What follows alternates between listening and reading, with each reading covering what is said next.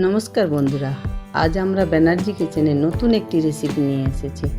ডিমের তো অনেক ধরনের রান্না করেছেন, ডিমের মালাইকারি এইভাবে রান্না করে দেখুন কত সুন্দর লাগে। আমি একটা নারকেল হাফ মালা নারকেল কুড়ে নিয়েছি, 1 চামচ পোস্ত ও 3টে কাজু বেটে নিয়েছি, 2টো কাঁচা লঙ্কা, 1 ইঞ্চি আদা বেটে নিয়েছি, 2টো টমেটো, 2টো পেঁয়াজ কুচিয়ে নেব। মিক্সিতে একটু জল দিয়ে বেটে নিয়েছি নারকেলটা, আর একটি ছাঁকনিতে ছেঁকে দুধ বের করে নিলাম। কড়া গরম করতে দিয়ে 1 টেবিল চামচ তেল দিয়েছি, দিয়ে আমি ডিমগুলোকে সিদ্ধ করে হাফ করে কেটে নুন হলুদ মাখিয়ে রেখেছিলাম, সেগুলো ভাজতে দেব। লাল করে এপাশ ওপাশ ভালো করে ভাজতে দেব। আপনারাও এইভাবে কেটে নেবেন, তাহলে দেখবেন মশলা ঢুকে ডিমগুলোর স্বাদ আলাদা হয়ে যায়।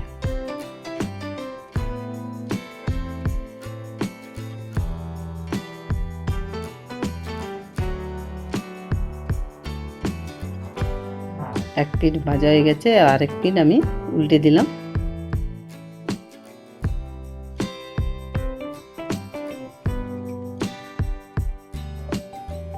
দু পিঠই ভালো করে লাল করে ভাজা হয়ে গেল। এবার আমি এগুলো তুলে নেব।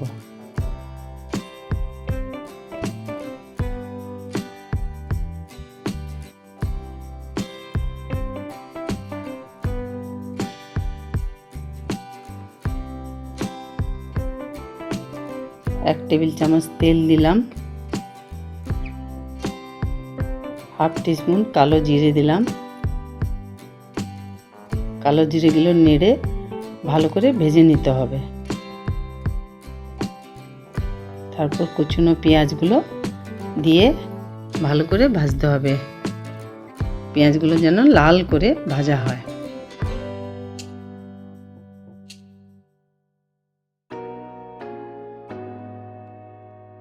একটু নেড়ে চেড়ে আমি ঢাকনা চাপা দিয়ে দিয়েছি, দিলে ওগুলো নরম হয়ে যাবে তাড়াতাড়ি। লাল করে ভাজা হয়ে গেছে। এবার আমি আদা বাটা, লঙ্কা বাটা দিয়ে ওগুলো আবার নেড়ে চেড়ে ভালো করে ভেজে নেব।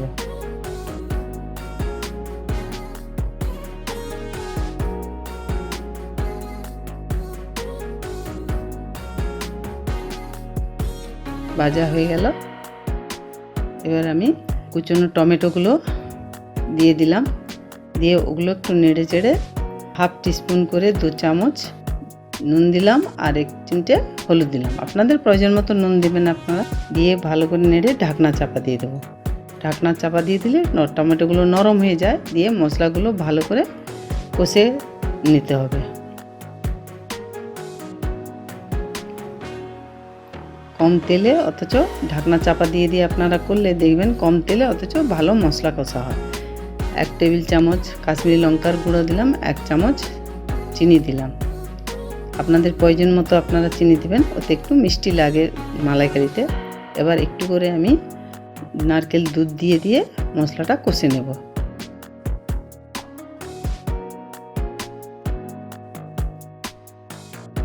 মশলাটা কষতে কষতে দেখবেন তেল ছেড়ে যাচ্ছে মশলার গা থেকে, তার মানে মশলাটা কষা হয়ে গেছে।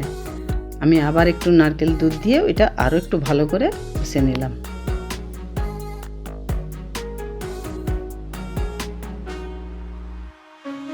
মশলা কষা হয়ে গেছে। এবার আস্তে আস্তে আমি নারকেল দুধটা দিয়ে দেব।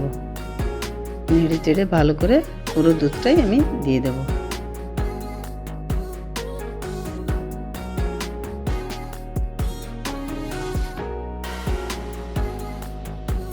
দুধটা এবার ফুটে উঠলে এবার ভাজা ডিমগুলো সব একটা একটা করে দিয়ে দিতে হবে, আর কাজু পোস্ত বাটাটা ভালো করে মশলার সঙ্গে মাখিয়ে ফুটতে দিতে হবে। 5 মিনিট ফুটতে দিতে হবে।